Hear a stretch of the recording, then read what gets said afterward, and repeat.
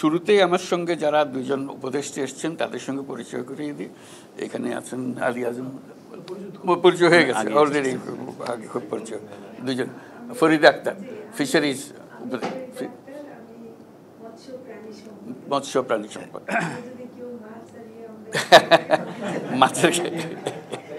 মাছের কথা বলতে হলে অনেক সঙ্গে বলতে, এই যে মাছের ব্যবসায়ী এখানে আছে।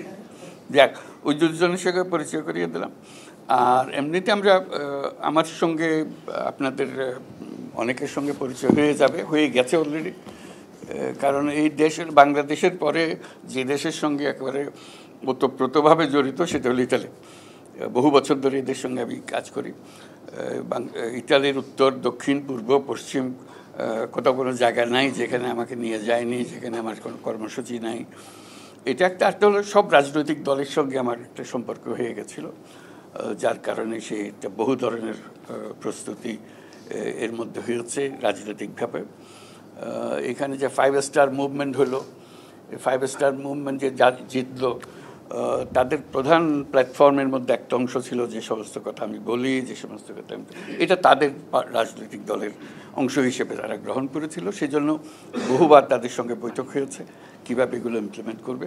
অর্থাৎ এই দেশের রাজনীতি এবং বিশ্ববিদ্যালয়, ছাত্র সমাজ, সবার সঙ্গে আমার যোগাযোগ।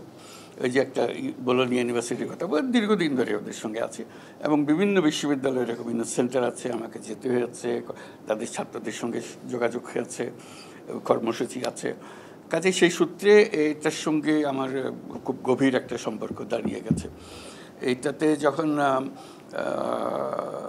কি করতে যাচ্ছিল রোম সিটিটাকে, যেটার সিলেকশনের জন্য যে একটা ডেলিগেশন যাবে, হ্যাঁ, এক্সপোর জন্য সিলেকশন প্রসিজিওরে, তো সেখানে ইতালি সরকার যে কমিটি গঠন করলো এটা প্রমোট করার জন্য, বিভিন্ন শহর এটাতে প্রতিদ্বন্দ্বী হয়, রোমকে যাতে তারা সিলেক্ট করে সেই জন্য যে তারা তাদের যে কমিটি বানালো এটার জন্য, এক্সপো ইন্টারন্যাশনালের সঙ্গে নেগোশিয়েট করার জন্য, সেখানেও আমার রাখলো যাতে আমি শুদ্ধ গেলে এটা তাদের রোমের কেসটা ভালো হয়।